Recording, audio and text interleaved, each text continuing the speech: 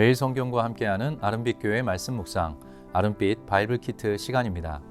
한 주를 시작하는 월요일, 아름빛 교회 모든 성도님 위해 하늘의 힘과 능력 그리고 기쁨이 허락되길 간절히 빕니다. 2023년 3월 20일 월요일, 함께 묵상할 본문은 마태복음 22장 23절부터 33절입니다. 그 중에서도 오늘 함께 집중적으로 살펴보려고 하는 말씀은 22장 31절부터 33절입니다.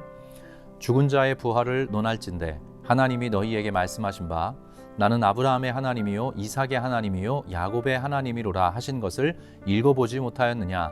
하나님은 죽은 자의 하나님이 아니요 살아있는 자의 하나님이시니라 하시니 무리가 듣고 그의 가르치심에 놀라더라. 유대의 종교 리더십 중에 사두개인이라 불리는 사람들이 있었습니다. 이들은 부활을 인정하지 않았습니다. 유명한 바리새인들은 부활을 믿었는데요.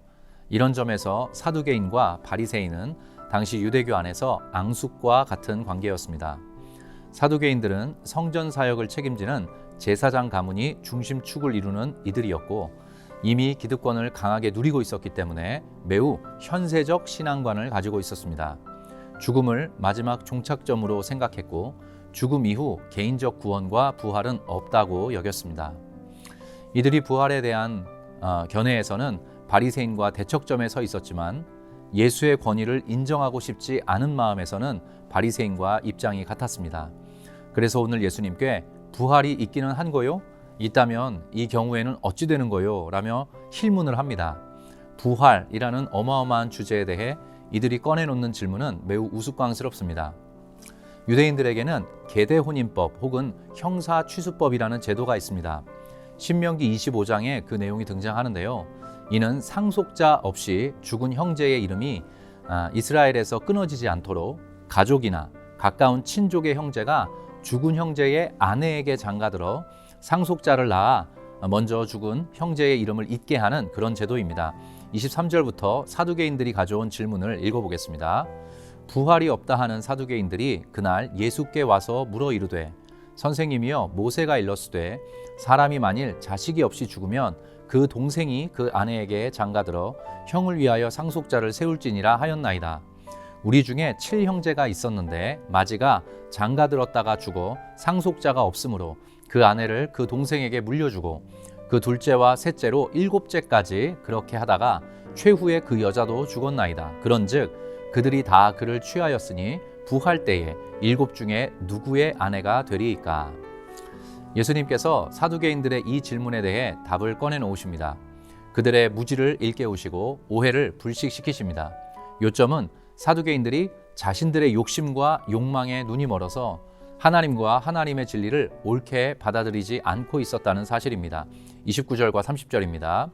예수께서 대답하여 이르시되 너희가 성경도 하나님의 능력도 알지 못하는 고로 오해하였도다. 부할 때에는 장가도 아니가고 시집도 아니가고 하늘에 있는 천사들과 같으니라. 즉 사두개인들은 자신들의 욕심과 욕망에 이끌렸기에 성경도 하나님의 능력도 알지 못하는 자들로 살아왔던 셈입니다. 얼마나 어리석은가요? 성전에서 일하는 제사장 가문의 사람들인데 말입니다. 이어지는 예수님의 일갈입니다.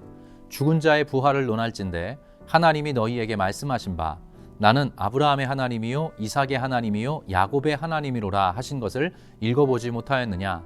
하나님은 죽은 자의 하나님이 아니요 살아있는 자의 하나님이시니라 하시니 무리가 듣고 그의 가르치심에 놀라더라. 예수님께서는 살아있는 믿음으로 하나님과 동행하였던 아브라함과 이삭 그리고 야곱의 이름을 거론하십니다. 그리고 이 표현은 모세에게 자기 자신을 드러내실 때 하나님께서 사용하신 표현이었습니다. 사두개인들은 모세 오경만을 신뢰했는데요.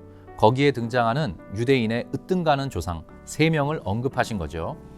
우리 인간은 누구나 죽음을 경험할 것이지만 하나님을 바르게 믿고 바르게 신앙한 자들은 아브라함과 이삭, 야곱과 같이 하나님께서 기억하시는 자가 되면서 동시에 부활을 통해 새롭고 영원한 몸을 덧입을 것이라는 사실을 강조하신 그런 말씀입니다.